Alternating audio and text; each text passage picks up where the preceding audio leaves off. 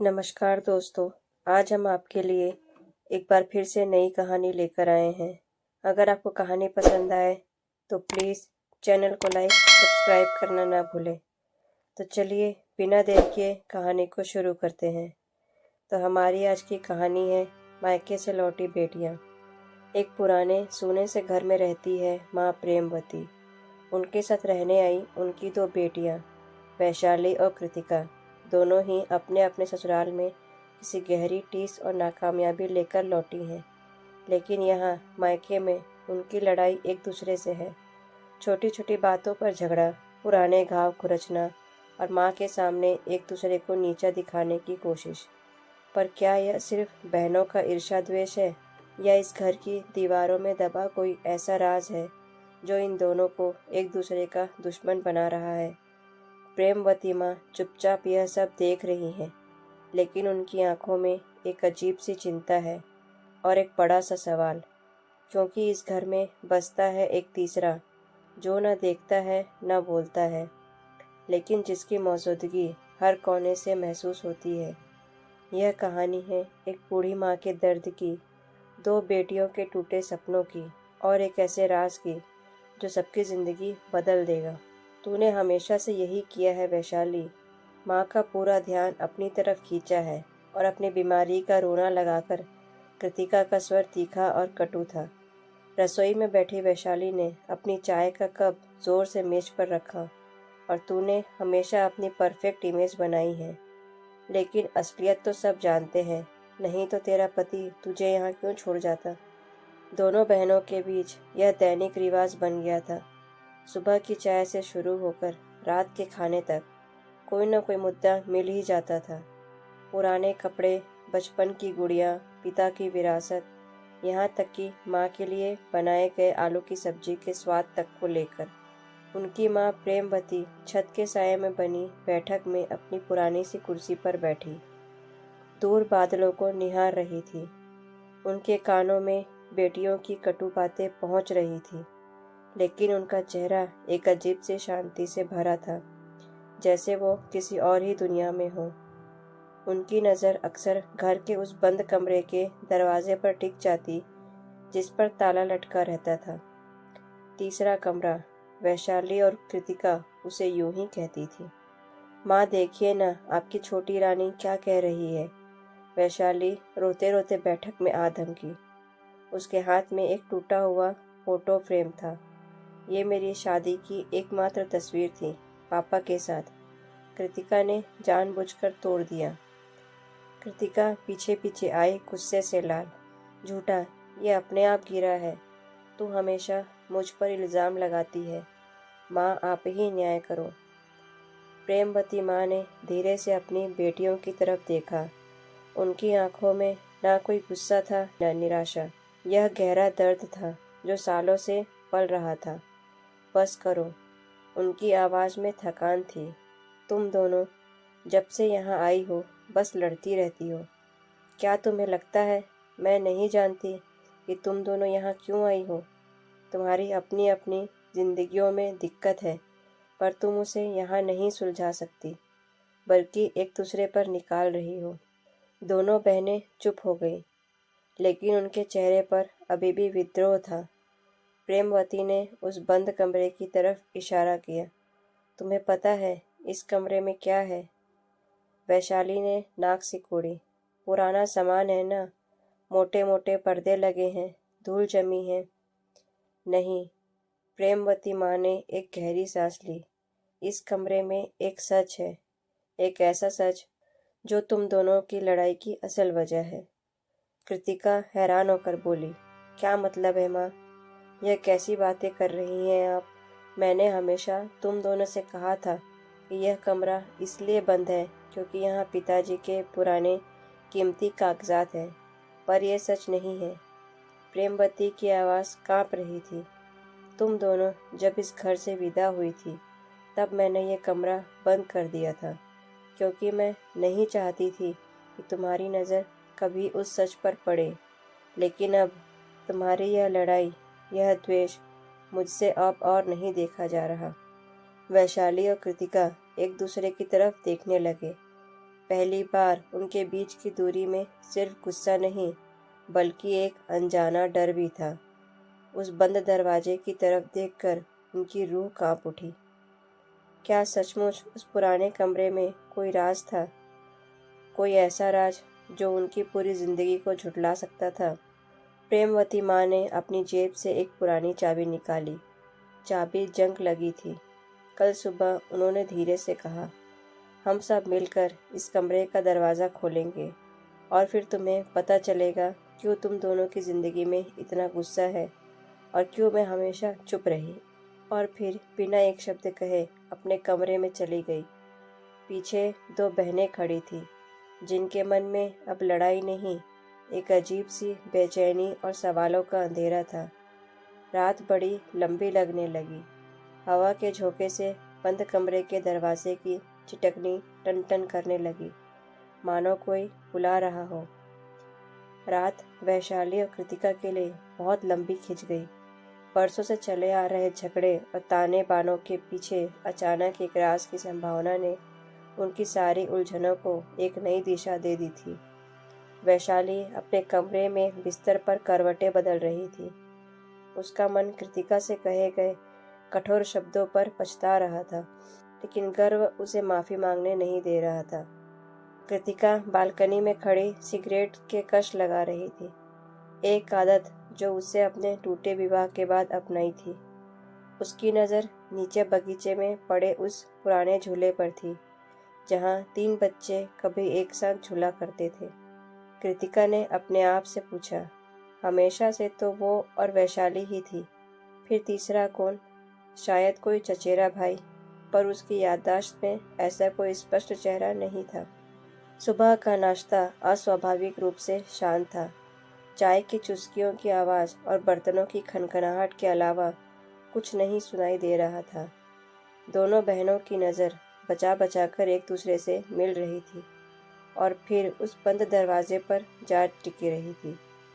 प्रेमवती माँ ने अपनी थाली से खाना खिसकाया, लेकिन खाया कुछ नहीं। उनका सारा ध्यान उस चाबी पर था जो उनकी साड़ी के पल्लू से बंधी थी। चलो नाश्ते के बाद, प्रेमवती माँ ने सीधे खड़े होकर कहा। उनकी आवाज़ में एक अद्भुत दृढ़ता थी जो पहले कभी नहीं सुनाई गई थी। तीनों महिलाएं उस बंद कमरे के सामने खड़ी थीं। दरवाजे पर लगी लकड़ी सड़कर उभरी हुई थी। ताले पर मोटी धूल की परत जमी थी। प्रेमवती माँ ने हाथ कांपते हुए चाबी ताले में लगाई। एक तेज आवाज़ के साथ जंग लगा ताला खुल गया। ताले को हटाते हुए उनके हाथ से चाबी गिर गई। कृतिका ने झुककर उसे उठाया। दरवाज़ा धीरे से खोलते ही सड़े कपड़ों, पुराने कागजों और नमी की भारी गंध ने उन्हें घेर लिया। कमरा अंधेरा था। प्रेमवती माँ ने स्विच ऑन किया, पर बल्ब जला नहीं। वैशाली ने अपना फ़ोन निकालकर टॉर्च जलाई। टिमटिमाती रोशनी में कमरे का नज़ारा सामने आया। यह कोई स्टोर रूम नहीं था, यह एक बेडरूम था। एक साधारण सा बिस्तर, एक अलमारी, एक स्टडी टेबल, हर चीज़ पर सफ़ेद चादर पड़ी थी जो अब घुसकर पड़ चुकी थी। लेकिन हैरानी की बात यह थी कि यह किसी लड़के का कमरा लग रहा था। दीवार पर एक फीका सा क्रिकेट बैट का पोस्टर था। टेबल पर जमे धूल के नीचे जियोमेट्री बॉक्स और एक पुराना भागवत गीता दिख रहा था। यह किसका कमरा है माँ? वैशाली ने हैरानी से पूछा। हमारा तो कोई भाई था ही नहीं। प्रेमवती माँ कमरे में घुसी और स्टडी टेबल के दराज की तरफ बढ़ी। उनके कदम लड़खड़ा रहे थे। उन्होंने दराज खोला और अंदर से एक लकड़ी का बॉक्स निकला। बॉक्स के ऊपर सुनहरे अक्षरों में एक नाम लिखा था, विभव। विभव, यह कौन है? कृतिका की आवाज़ में एक अजीब सी घबराहट थी। प्रेमवती माँ ने बक्सा खोला। अंदर पुराने सर्टिफिकेट, कुछ तस्वीरें और एक डायरी थी। उन्होंने एक तस्वीर उठाई और दोनों बेटियों के सामने रख दी। तस्वीर में लगभग 16-17 साल का एक लड़का था जिसकी शक्ल वैशाली और कृतिका दोनों से मिलती जुलती थी। उसकी आंखों में एक चमक थी और वह 2 छोटी लड़कियों को कंधे पर बैठाए हुए था। दोनों लड़कियां हंस रही थी। वैशाली ने तस्वीर अपने हाथ में ले ली। उसकी उंगलियां कांपने लगी। ये मैं हूँ और ये कृतिका। पर ये लड़का कौन है? हमें कभी कोई भाई तो था ही नहीं। प्रेमवती माँ की आंखों से आंसू की 2 धाराएं बह निकली। उन्होंने दबी आवाज में कहा, तुम्हारा भाई था, तुम दोनों से 3 साल बड़ा। उसका नाम था विभव। कमरे में सन्नाटा छा गया। सिर्फ प्रेमवती माँ के रोने की सिसकियां सुनाई दे रही थी। वैशाली और कृतिका अविश्वास से तस्वीर को देख रही थी। उनकी यादों में कोई भाई नहीं था, बिल्कुल नहीं। फिर यह तस्वीर क्या थी? यह कमरा क्या था? और वो लड़का कहाँ गया जिसकी शक्ल उनसे इतनी मिलती थी? प्रेमवती माँ ने डायरी उठाई।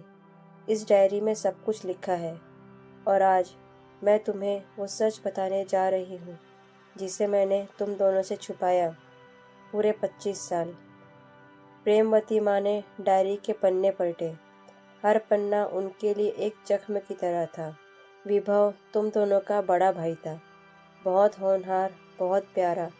तुम दोनों उसकी छोटी बहनों की तरह नहीं, बल्कि उसकी जान की तरह थी।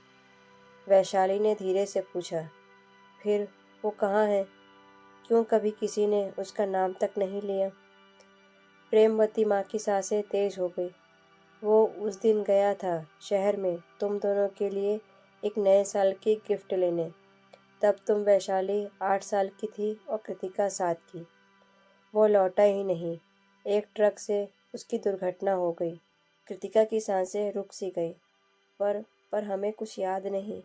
हम तो बिल्कुल भी याद नहीं कि कोई भाई था, क्योंकि उस हादसे के बाद तुम दोनों गंभीर रूप से सदमे में चली गई। डॉक्टर ने कहा था कि तुम्हारे नाजुक दिमाग में क्योंकि प्रेमवती माँ का स्वर टूट गया। क्योंकि उस हादसे के बाद तुम दोनों गंभीर रूप से सदमे में चली गई। डॉक्टर ने कहा था तुम्हारे नाजुक दिमाग ने उस पूरी घटना को, उसके अस्तित्व को ही दबा दिया है। एक तरह से तुमने खुद को भूलने पर मजबूर कर दिया है। तुम दोनों हफ्तों बिस्तर पर पड़ी रही, बुखार में, और जब उठी तो विभा का नाम तक भूल चुकी थी। वैशाली का माथा ठनका। एक धुंधली सी याद ने उसे झंझोरा। गर्मी की छुट्टियां, किसी के कंधे पर बैठकर आम तोड़ना, पर चेहरा धुंधला था। हम भूल गए हैं, पूरा का पूरा। प्रेमवती माँ ने आंसू पोंछे। तुम्हारे पिता और मैंने फैसला किया कि हम तुम्हें फिर से याद दिलाकर दुखी नहीं करेंगे। हमने उसकी सारी चीज़ें इस कमरे में बंद कर दी। सबको कह दिया कि उसका जिक्र न करें। हमने एक नया शहर, नया घर लिया। बस विभव हमारे दिलों में रह गया और तुम्हारी यादों से गायब हो गया। कृतिका ने टेबल पर पड़े जियोमेट्री बॉक्स को हाथ में लिया। उसे अचानक एक बहुत पुरानी आवाज़ याद आई। कृति देख, यह त्रिकोण समबाहु होता है। उसकी आंखें भर आई। पर माँ, इन सब का हमारी लड़ाई से क्या लेना देना? प्रेमवती माँ ने दोनों को गहराई से देखा। क्या तुम समझती हो कि क्या तुम सच में एक दूसरे से नफरत करती हो? नहीं, तुम दोनों के दिलों में एक खालीपन है, एक ऐसा शून्य जिसे समझ नहीं पाती। वो शून्य तुम्हारे भाई की यादों का है। और जब तुम्हें समझ नहीं आता कि ये खालीपन क्यों है, तो तुम उसका इल्ज़ाम एक दूसरे पर लगाती हो। तुम्हारी ईर्ष्या, तुम्हारे ताने, ये सब उस गहरे दुख का प्रतिबिंब है जिसे तुम भूल तो गई हो, लेकिन तुम्हारा दिल नहीं भूला। वैशाली ने अपना हाथ माथे पर रखा। उसे याद आया कि कैसे वह हमेशा कृतिका से ऐसा व्यवहार करती थी, जैसे उसने उसकी कोई चीज़ छीन ली हो। शायद वह चीज़ उसका बचपन था, वह पूरा परिवार था जिसका एक हिस्सा हमेशा के लिए खो गया था। कृतिका ने वैशाली की तरफ देखा।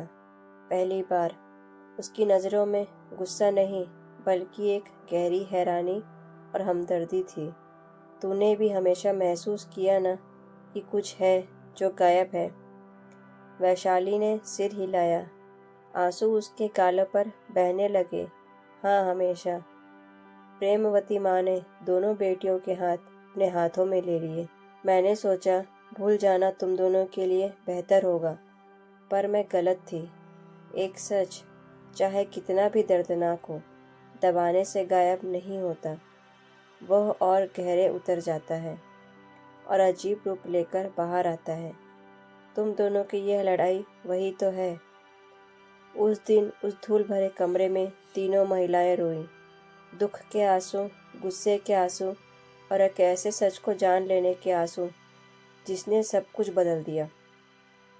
वैशाली और कृतिका ने एक दूसरे को गले लगा लिया। यह गले मिलना बरसों से मनमुटाव का अंत था और एक नई शुरुआत का संकेत। उस दिन के बाद लड़ाई बंद हो गई। बहनें धीरे धीरे अपने खोए हुए भाई को अपनी टूटी हुई यादों के टुकड़ों से जोड़ने लगी। विभव का कमरा साफ किया गया, उसकी तस्वीरें लिविंग रूम में लगाई गई और जैसे जैसे उस तीसरे की मौजूदगी फिर से घर में बसने लगी, वैशाली और कृतिका के दिलों का वो शून्य भरने लगा। वे अब सिर्फ बहनें नहीं थी, वे एक ऐसे भाई की यादों को संजोए हुए थी जिसने उनकी जिंदगी को गहरे तक प्रभावित किया था, बिना उन्हें याद रहते हुए भी। और प्रेमवती माँ ने आखिरकार वो बोझ उतार दिया जो उन्होंने एक माँ के तौर पर अपने बच्चों को दुख से बचाने के लिए उठा रखा था। सच कड़वा था, लेकिन उसने ही उन सभी को आखिरकार आज़ाद किया।